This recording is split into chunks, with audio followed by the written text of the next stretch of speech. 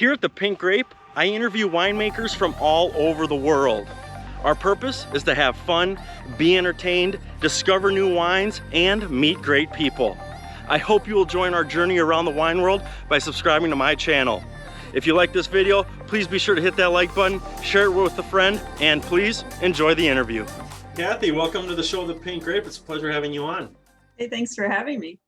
Absolutely. Really excited to dive into your story, hear about you as a winemaker. I was able to see some photos of the winery that you work at, and it is absolutely beautiful. So can't wait to dive into everything. And I think you may be my first winemaker from British Columbia. So that's exciting. Yeah, that's cool. I read your bio. You got a great story to tell. So why don't we start from the beginning and tell us how you got into winemaking and go from there. Well, so I'm actually from Vermont originally. I came out, my folks came out actually during the Nixon era. So I ended up in Victoria, BC, which is on Vancouver Island. And I went to the University of Victoria. And after a couple of years of an English major, I ended up in chemistry because I knew I was going to need a job at the end. I thought I was interested in nutritional biochemistry, and I got involved in the co-op program that they had there. And my second work term was at a brewery, and then my third work term was at a winery. And I went, actually, I'm not interested in nutritional biochemistry. I'm interested in wine. And I actually left school to take a full-time position at Kelowna Wines, which is just north of here. And at that time was one of the 3 commercial wineries in BC.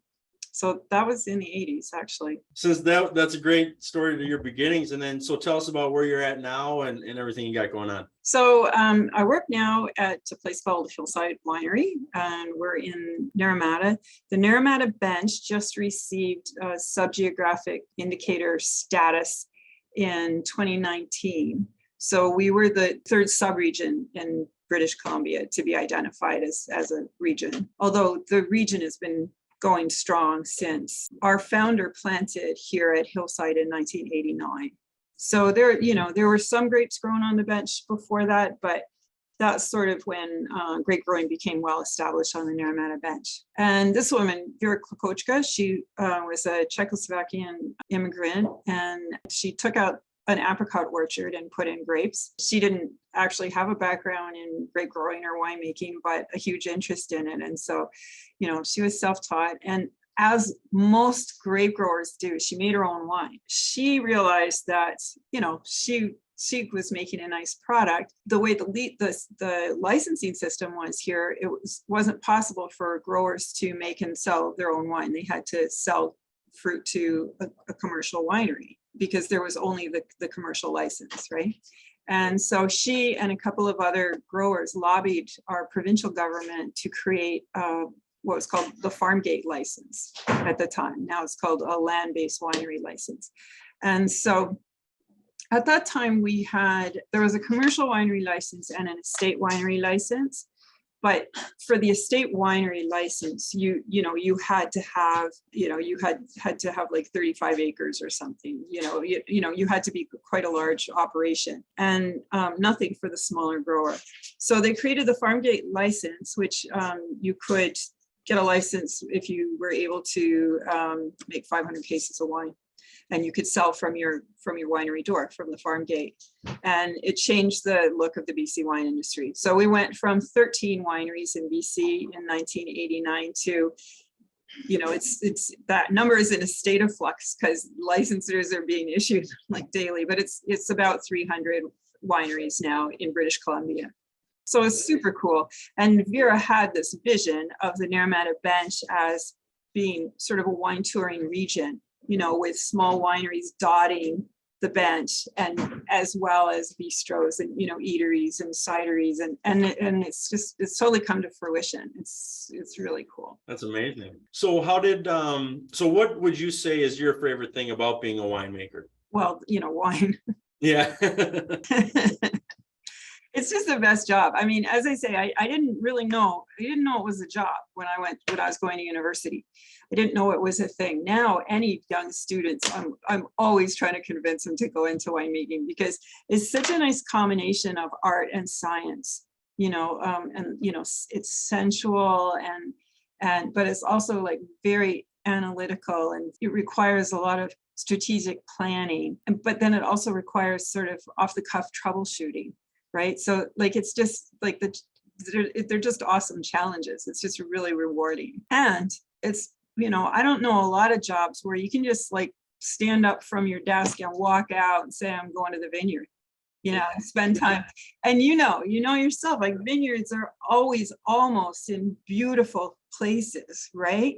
Because grapevines like what people like, right? They like to be close to bodies of water and they like a nice slope. And so, there's always these spectacular views, and yeah, it's really, we're lucky. Yeah. Yeah. And the nice thing too is one year is not the same as the next, because our jobs are so dependent on what the vineyard gives us, and that's never consistent. So keeps you on your toes. And here, like in BC, like it's a really young growing region, right? And so we learn every year. Like, and we have new challenges every year, which, they're challenges and that can be annoying, but also we're learning from them. So we feel like we're pushing the peanut forward, every year. And it's just fascinating. It's so dynamic right now. It's really, really a good place to be. Amazing.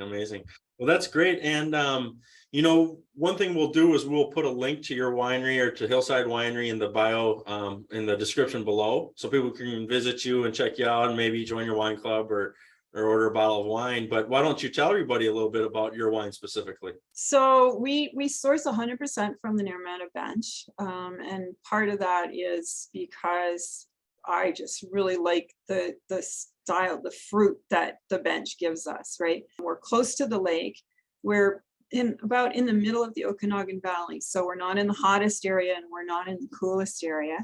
And we're western facing, right? So we get the last bit of the afternoon sun. So we're actually able to ripen, our earliest ripening variety is Muscat Autumnal, and our latest is Cabernet Sauvignon, and we're getting it ripe, and which is astonishing when you consider how far north we are, right? But also, where we're situated, this valley during the last ice age was flooded by a massive ice dam at the bottom of the valley.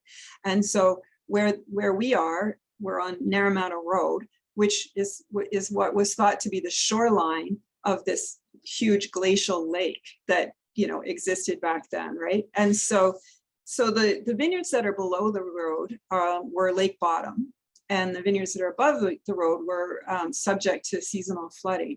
So the soil, there's a lot of interest in the soils, right? There's silts and clays and gravel. And so each site is a little bit different. Those flavors come through, which is really cool. But also that makeup of the soil gives us a really nice balance, right? So we have usually a low pH and good acidity. And, that allows me to make wines in the style that I like, right? So I can give fruit a nice long cold soak.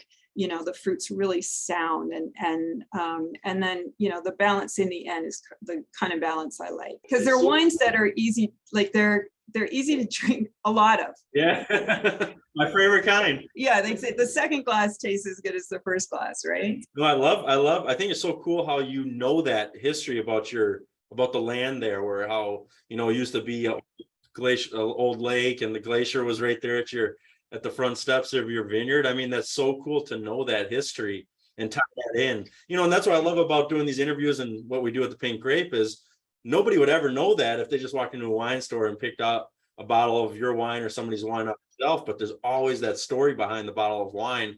And this one's amazing. I love it. Yeah, well, and it's become sort of part of the vernacular. Like winemakers will talk, we'll go, oh, is that vineyard above the road or below the road? Because there's a lot that goes with that association, right?